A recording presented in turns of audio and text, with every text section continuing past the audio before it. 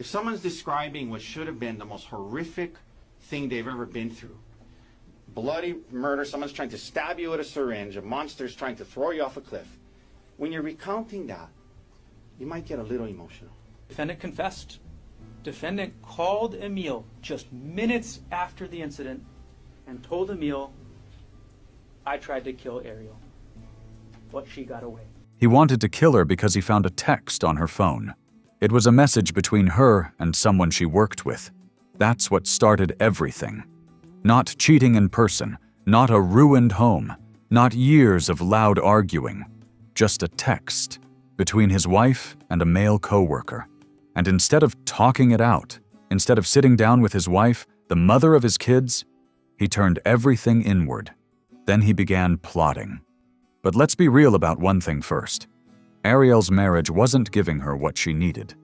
Gerhardt Konig controlled everything. He was distant, cold, the kind of man who neglects his wife when it counts most, but keeps a close eye on her every move the moment he senses her slipping away. So Ariel looked for something she wasn't getting. Not in a physical way, but she found a co-worker who noticed her. Someone who actually listened. Was it worth what happened next? Not at all. Ariel didn't see it coming, but Gerhardt was already setting the stage. Every night while she slept, he opened her phone, logged into her WhatsApp, read through her chats as they happened, took screenshots, wrote down details. This went on for months. He didn't say a word. He didn't let anything slip. He just observed and schemed. He chose a day. Her birthday. March 24th, 2025. The one day that was supposed to be hers and hers alone. That's the day he decided on. A day personal to her. It wasn't a rash decision. It wasn't driven by anger. It was cold and deliberate. But what was the most unsettling thing? He celebrated that birthday beside her, pretending to be the perfect husband. Stop what you're doing for a second. If you're new, hit that subscribe button now. Make sure notifications are on. And take a moment to share this video with someone who needs to hear this story. This guy, who had been going through his wife's private messages for months, saving screenshots, stewing in silent anger, walked into her birthday celebration like everything was fine. He acted kind. He paid attention. He behaved like the caring partner he hadn't been in ages. He even gave her a handmade card. A card he crafted himself. A handmade card meant for the woman he had decided to kill later that very day. And she didn't suspect a thing. They flew to Oahu together. It was supposed to be a birthday trip, a little vacation. At some point during the trip, he brought up going on a hike. The Palipuka Trail. She agreed. Why wouldn't she? The day was going well. He had been thoughtful and warm. Maybe he was the man she'd hoped he could be again. So they started hiking. And that's where nothing stayed the same. On that trail, he shoved her in the direction of a cliff's edge. Then he bent down, picked up a chunk of lava rock. He smashed it against her head. And he hit her again. And then he just kept hitting. When that still wasn't enough, he took out a syringe. A syringe he had on him the whole time. When he planned this, he packed it, carried it all the way up that trail, and he tried to use it on her birthday. Ariel didn't give up. She fought him. She made it off that trail on her own.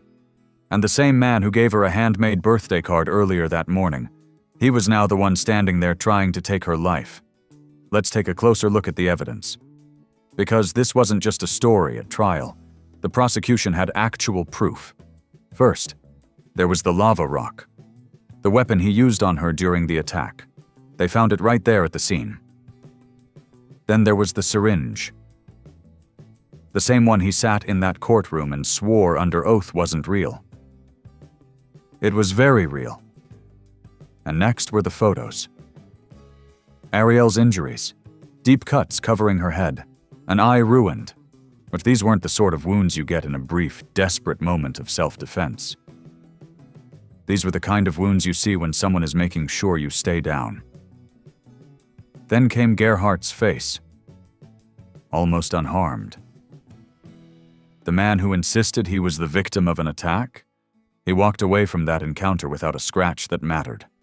Medical professionals testified, confirming what the pictures had already proven. Her injuries didn't line up with just 2 strikes out of self-defense. How bad they were, the way they were made, where they hit her head. None of it added up to the story he gave. Then there were the witnesses. People who had been on the trail that day, but who heard Ariel's screams. Her screams were loud enough to carry to other hikers, stopping them in their tracks. Please help me! Please help me! Think about that. This wasn't some quiet, panicked act of self-defense. This was a brutal attack that made total strangers on a hiking path freeze and listen. Then Ariel stepped forward. She got on the stand. Surprised, it felt almost like he was kidding at first, and I was like, what are you doing? But he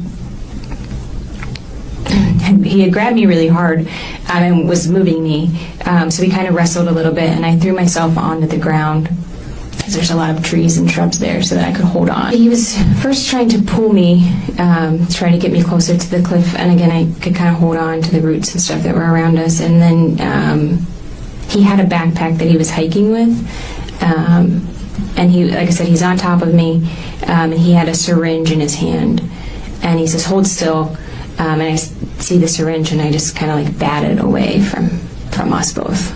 She told the jury, piece by piece, what happened that day. Every word came from her, every detail in her voice. The woman he wanted to silence spoke anyway. They introduced a FaceTime call as evidence. It was a call between Gerhardt Konig and his child.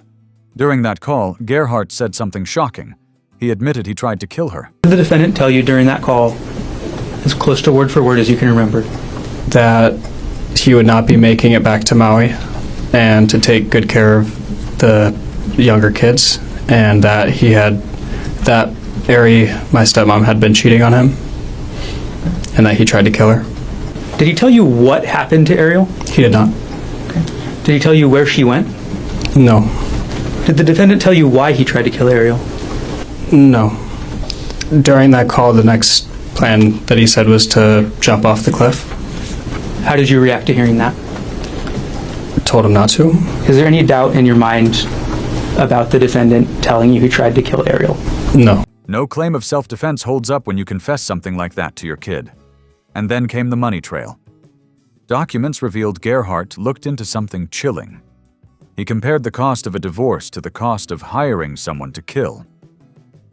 He wasn't afraid out there on that trail. He was carrying out a choice he had settled on long before they even set foot on that hiking trail. The proof didn't just poke holes in his story. It destroyed it. And after seeing all of that proof, after the rock, the syringe, the photos, the witnesses, admitting it to his own kid, the financial papers showing the price of divorce versus the price of murder, he sat there on the stand and told the jury he was living in fear for his own life. Hair perfect, lines memorized, he acted the part when the time came, shoulders shaking, head bowed. Not a single tear fell. He says Ariel attacked him first, says she shoved him toward the cliff, claims he hit her twice to protect himself. And the syringe? He denies it was ever there. The prosecutor tore every bit of his story apart during cross-examination. And now, as of April 8th, 2026, after more than 8 hours of deliberations, the jury has reached a verdict. Gerhardt Konig has been found guilty of attempted manslaughter, based upon extreme mental or emotional disturbance. The jury held him accountable for the brutal attack on his wife on her birthday. He now faces up to 20 years in prison. His attorney says they plan to appeal. We just begin by thanking the jury. We respect their verdict. That being said, we believe leading up to trial and during trial there are many appellate issues, and we do plan on appealing, but that doesn't take away from our respect of the jury, their service, their dedication, and their verdict. And we look forward to appealing. I mean, we are thankful that they did not convict him of attempted murder, which would have been life in prison. And so we just thank them for their service, and we look forward to an appeal related to some of the judge's rulings throughout the case and before the trial. Do you think he deserves probation? That's all I'm going to say. Thank you. But for now, justice has been served. The woman who fought for her life on that trail, her voice was heard. Stick around for more updates as sentencing approaches.